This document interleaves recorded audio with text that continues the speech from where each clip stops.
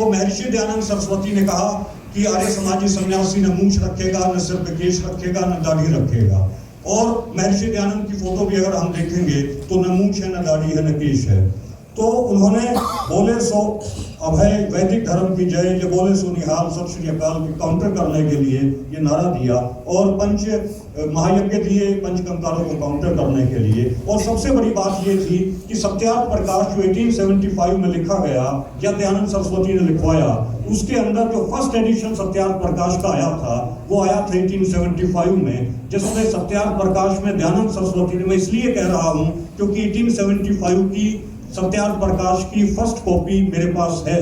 तो 1875 में दयानंद ने यह लिखवाया कि अंग्रेज जो हैं उनकी बड़ी भारी प्रशंसा की कि अंग्रेजों की वजह से इस मुल्क में मलेच्छों की हुकूमत खत्म, अंग्रेजों की हुकूमत मुसलमानों की हुकूमत, मलेच्छों की हुकूमत खत्म हो गई और अंग्रेजों ने इस मुल्क में बहुत सा विकास कार्य करवाए। दूसरा, दयानंद सरस्वती ने 1875 के फर्स्ट एडिशन में ये लिखवाया, अगर कनावतों के श्राद्ध के सीजन में अगर कोई ब्राह्मण मांस खाता है तो उसे गाय का नहीं तो बैल का मांस खिला देना चाहिए। ये 1875 के फर्स्ट एडिशन में है।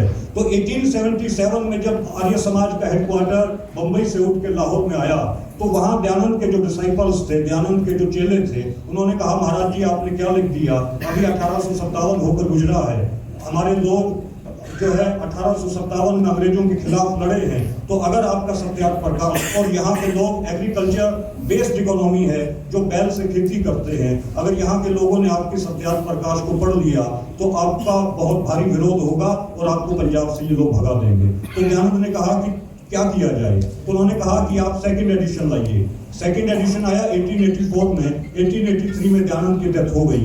1884 का जो सेकंड एडिशन है उसी का रीप्रिंट हमें बाजार में मिलता है। इस सेकंड एडिशन के अंदर दयानंद सरस्वती ने लिखवाया एक जाट के बारे में, जहां गरुड़ पुराण का खंडन है कि एक जाट था, उसने अपनी गाय जो है ब्राह्मण को दान कर दी, उसके बाद उस जाट के बच्चे भूखे मरने लगे तो वो उस ब्राह्मण से वापस अपनी गाय को ले आया। तो दयानंद ने लिखवाया कि जब ऐसे ही जाट जी जैसे महापुरुष संसार में हो तो पोप लीला संसार में ना चले। माने जाट जी जैसे महापुरुष। मैं रोहतक में रहता हूँ सेक्टर 14 में, वहाँ हमारे पड़ोस में डोगरा साहब थे, उन्होंने कहा कि मनोज मैं तुम्हारी कुंडली बनाना चाहता हूँ। तो मैंने कहा ये जी आप मेरी कुंडली बनाइए। तो उन्होंने मेरी कुंडली में लिखा कि नाम मनोज, गोत्र दुहन, जाति जाट, वर्ण शूद्र गण राक्षस। तो मुझे लगा कि यार वर्ण शूद्र गण राक्षस माइट भी पॉसिबल मेरा अकेले का हो, मैंने 5 और जातों के बनवाए, उनमें भी यही वर्ण शूद्र गण राक्षस। ऋग्वेद के अंदर ये आया है कि जाट जो है ये एक नरभक्षी कौम है, माने मुर्गे भी खत्म हो गए, बकरे भी खत्म हो गए, आदमी ही बचा कि आदमी आदमी को खाए। इसी तरीके से चचनामा में जाट को चंडाल लिखा गया। लाहौर हाई कोर्ट का फैसला था जो 1937 में आया था, रविंदर वर्सेस करतारा, AIR 1937-551, उसके अंदर भी ये लिखा, जस्टिस भिड़े ने कहा कि जाट सब शूद्रास। तो जो लोग आज तक हमें शूद्र कहते आए थे, चंडाल कहते आए थे, राक्षस कहते आए थे और हमें नरभक्षी कहते आए थे, वो लोग अब कह रहे हैं कि जाट जी जैसे महापुरुष, माने लालाजी पंडित जी तो हमने सुना था, लेकिन जाट जी जैसे महापुरुष संसार में हो तो पोप लीला संसार में ना चले। तो फिर क्या हुआ, ये जो कास्ट का कार्ड खेला गया, इस कास्ट के कार्ड की वजह से जाट जो है वो सिखिज्म की तरफ डाइवर्ट ना होके वो आर्य समाजी बन गए। उसके बाद यही आर्य समाजी जो है इन्होंने जो है कांग्रेस पार्टी को बनाया पंजाब में, और अपने जीवन के आरंभिक जीवन के क्षेत्र में जो है सर छोटू राम जी भी आर्य समाज से प्रभावित हुए और वो कांग्रेस में भी शामिल हुए। सर छोटू राम जी ने sir Chhotu Ram was the first owner president of Congress committee, district Congress committee Rohtak. मैं रोहतक से हूँ, तो सर छोटू राम जी ने सबसे पहले कांग्रेस को रोहतक में बनाया और वो आर्य समाज की तरफ भी उन्मुख हो गए। लेकिन उसके बाद 1919 के अंदर महात्मा गांधी जी ने कलकत्ता के अंदर जो है असहयोग आंदोलन का प्रस्ताव पारित किया। असहयोग आंदोलन का प्रस्ताव ये था कि किसान जो है वो सरकार को लगान नहीं देगा, स्कूल कॉलेजेस को छोड़ देंगे स्टूडेंट्स। वहाँ सर छोटू राम जी अपने एक डेलीगेशन लेकर गए हुए थे। सर छोटू राम जी ने कहा कि महात्मा गांधी जी ये बात सही है कि किसान जो है वो लगान देना बंद कर दे, लेकिन आप कम से कम लालाओं से भी तो अपील कीजिए कि लाला भी जो है सरकार को टैक्स देना बंद कर दें। तो वहाँ जो है गांधी जी ने कहा कि नहीं, जो लड़ाई लड़ते हैं, जो लड़ाई की अगुवाई करते हैं, जो लड़ाई के झंडा अलंबरदार होते हैं क्रांति के, वो हमेशा किसान मजदूर कमेरे होते हैं। जो लाला जी हैं वो कभी भी क्रांति की अगुवाई नहीं करते। इसलिए मैं किसानों से ही अपील करूंगा, मजदूरों से अपील करूंगा कि वो सरकार को लगाम ना दें और स्टूडेंट स्कूल को छोड़ दें, लेकिन मैं लालाओं से अपील नहीं करूंगा। वहां सर छोटू राम जी को एक बात समझ में आई, क्योंकि पंजाब के अंदर जो लैंड रेवेन्यू एक्ट था, उस लैंड रेवेन्यू एक्ट के मुताबिक अगर कोई किसान सरकार को लगान नहीं देगा तो उसकी जमीन की कुर्की हो जाएगी। उसकी जमीन की कुर्की होगी तो उसकी जमीन की बोली लगेगी, और जब उसकी जमीन की बोली लगेगी तो उसकी जमीन को कौन खरीदेगा? उसकी जमीन को वही लाला खरीदेगा जिसे महात्मा गांधी ने अंग्रेजों से लड़ने से भिड़ने से बचाकर समझ में आ गया कि आजादी का जो पूरा आंदोलन है ये केवल और केवल जमींदारों की, किसानों की जमीन को लालाओं को देने की एक कॉन्स्पिरेसी है कांग्रेस की और महात्मा गांधी की। जब सर छोटूराम जी रोहतक में वापस आए तो उनको जो है मंडी के अंदर कांग्रेस कमेटी ने ही काले झंडे दिखाए और सर छोटूराम जी कांग्रेस से बाहर हो गए, उन्होंने कांग्रेस को छोड़ दिया। इसी तरीके से एक और शख्सियत थे पंजाब में, यूनाइटेड पंजाब में। पंजाब बहुत बड़ा सूबा हुआ करता था, आज के हिसाब से देखें तो 20 करोड़ आबादी बनती है और पाकिस्तान की आबादी 21 करोड़ है और बहुत मजबूत सूबा था। तो पूरे पंजाब के जो कांग्रेस कमेटी के जो प्रेसिडेंट थे वो थे मियां सर फजल हुसैन साहब, बटाला से थे और जो है बैरिस्टर थे। इंग्लैंड से उन्होंने अपनी जो है बैरिस्ट्री की पढ़ाई की थी, वकालत की पढ़ाई की थी। तो वहाँ उन्होंने कहा कि हम मुसलमानों के लड़कों को, महात्मा गांधी जी को पूरे कांग्रेस के, पूरे पंजाब के प्रेसिडेंट थे, तो उन्होंने कहा कि महात्मा गांधी जी हम अपने मुसलमानों के बच्चों को बड़ी मुश्किल से पढ़ाई करवाते हैं, कि बहुत उनको मुश्किल से मोटिवेट करते हैं कि पढ़ोगे लिखोगे बनोगे नवाब, खेलोगे कूदोगे बनोगे खराब। तो आप कह रहे हैं कि हमारे बच्चे स्कूल छोड़ दें, तो ये आज़ादी का आंदोलन नहीं है, ये मुसलमानों को स्कूल छुड़वाने का आंदोलन है। वो भी कांग्रेस से बाहर हो गए। उस समय एक और डेवलपमेंट हुई, मैं ब्रीफ करूंगा। उस समय एक और डेवलपमेंट हुई। 1918 के अंदर ब्रिटेन की संसद में प्रस्ताव पारित हुआ कि 30 साल से ऊपर की महिलाएं वोट दे सकती हैं। महाराजा रणजीत सिंह की जो ग्रैंड डॉटर थी, उनकी वजह से ये प्रस्ताव 1918 में ब्रिटेन की संसद में आया। उन्होंने लड़ाई लड़ी, संघर्ष किया कि 30 साल से ऊपर की महिलाएं वोट दे सकती हैं। उस समय भारत का जो विपर वर्ग था वो ये कहा करता था कि हम आर्य हैं और हम बाहर से आए हैं, चाहे उसमें ईश्वर चंद्र विद्यासागर हो, चाहे जवाहरलाल नेहरू हो, चाहे उसमें हेडगेवार हो, चाहे उसमें सावरकर हो, तमाम जितने इंडिया के अंदर विपर वर्ग था वो ये कहा करता था कि हम बाहर से आए हैं, हम आर्य हैं और तुम हिंदू हो। सत्यार्थ प्रकाश के अंदर विद्यानंद सरस्वती ने हिंदू का जो अर्थ बताया है वो यही बताया है कि डेरोगेटरी वर्ड्स उसके लिए यूज किए हैं वो सत्यार्थ प्रकाश में। तो उस समय जो विपर वर्ग था वो ये कहा करता था कि हम आर्य हैं और तुम हिंदू हो। लेकिन जब उनको ये लगा कि 1918 में ब्रिटेन की संसद में प्रस्ताव पारित हुआ कि 30 साल से ऊपर की महिलाएं वोट दे सकती हैं, तो उनको लगा कि अगर ये एडल्ट फ्रेंचाइजी इंडिया के अंदर आ गई, अगर ये वोट देने का अधिकार जो आज महिलाओं को इंग्लैंड में मिला है, कल को भारत में जो है सभी को मिल गया और भारत आजाद हो गया, तो जो लोग आज ये कह रहे हैं कि हम बाहर से आए हैं, हम आर्य हैं और तुम हिंदू हो, वो लोग गांव देहात का जो है सरपंच का, प्रधान का इलेक्शन भी नहीं जीत पाएंगे। क्योंकि आज अंग्रेजों से जो है हमारी लड़ाई है, कल उनसे हमारी लड़ाई शुरू होगी। लोग कहेंगे कि आज अंग्रेजों विदेशी को भगाया है, कल विपर विदेशी को भगाना पड़ेगा। तो वहां इन लोगों ने, दो आदमी थे, एक सावरकर और एक हेडगेवार, इन्होंने एक फॉर्मूला तैयार किया कि किस तरीके से इस मुल्क के अंदर विपर की सत्ता को बचाया जाए। तो इन्होंने अब अपने आप को हिंदू कहना शुरू कर दिया, आर्य की बजाय अपने आप को हिंदू कहना शुरू कर दिया।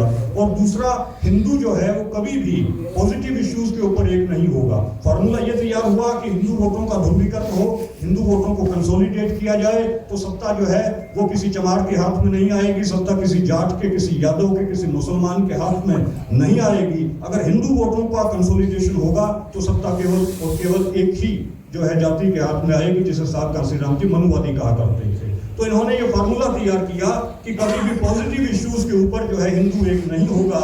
हिंदू को एक होना है तो मुसलमानों के खिलाफ उनको जो है किया जाए, मुसलमानों के खिलाफ जो है माहौल बनाया जाए।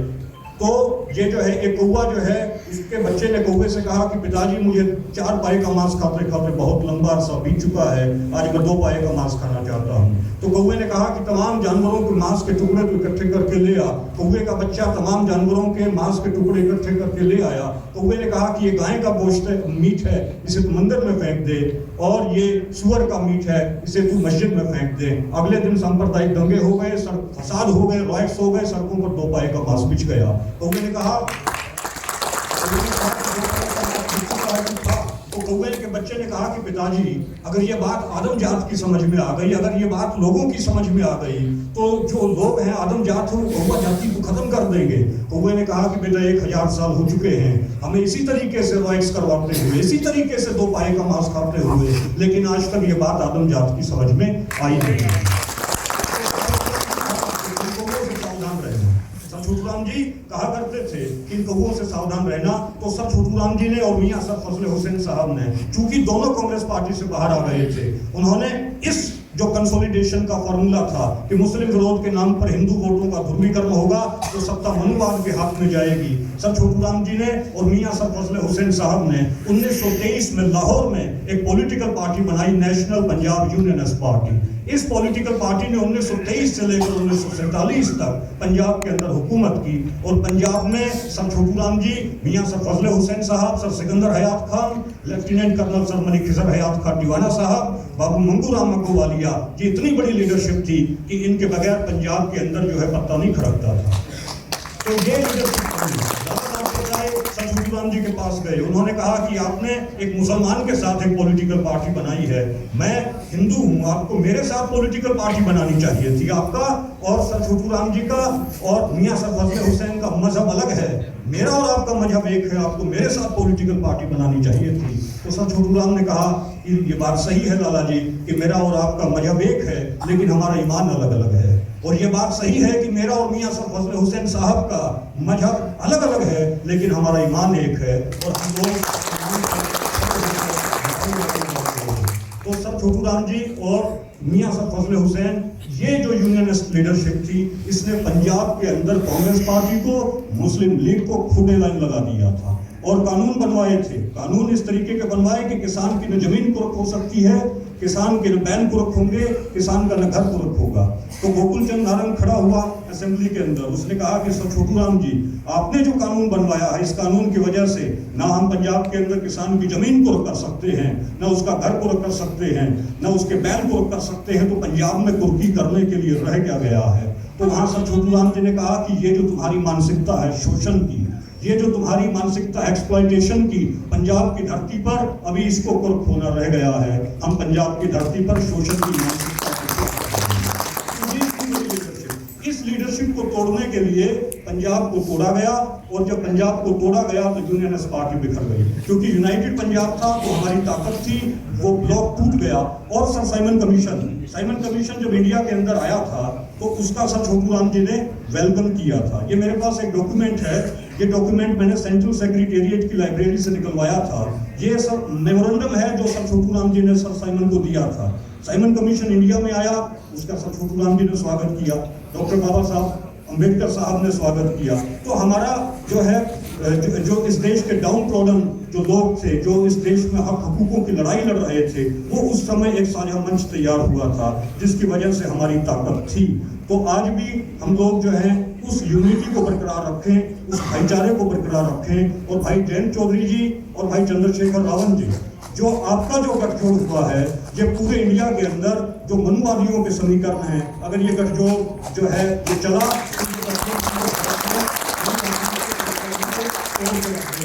भाई मर्दाना जी ने 20 साल जब सेवा करते हो गए गुरु नानक देव जी की, तो भाई मर्दाना जी को गुरु नानक देव जी ने कहा कि आज तू मांग, तू क्या चाहता है। तो उन्होंने कहा नहीं जी, जो है आपके वजह से बहुत कुछ मुझे मिला है। उन्होंने कहा नहीं, आज मेरी इच्छा है कि तू मांग। तो उन्होंने कहा कि मैं इतना ही चाहता हूं कि हमारी और आपकी निभ जाए, मैं इतना। तो उन्होंने कहा कि 20 साल हो गए हमारी दोस्ती को। कहा कि नहीं, बावजूद इसके मेरी और आपकी निभ जाए। तो ये निभाना जो है ये बड़ी बात है। बहुत सी शक्ति आएंगी जो हम जाने की कोशिश करेंगी, शक्ति आए हैं इसी वजह से आज इस देश में वो लोग हुकूमत कर रहे हैं कि अगर हम लोग एक हो जाएं तो वो लोग हमारे जूते का फीता खोलने में और बांधने में गर्व महसूस करेंगे। भाईचारे का संदेश दिया था, उस भाईचारे के संदेश को हम लोग आगे बढ़ाएंगे, यही मुझे कहना था। वाहेगुरु जी का खालसा।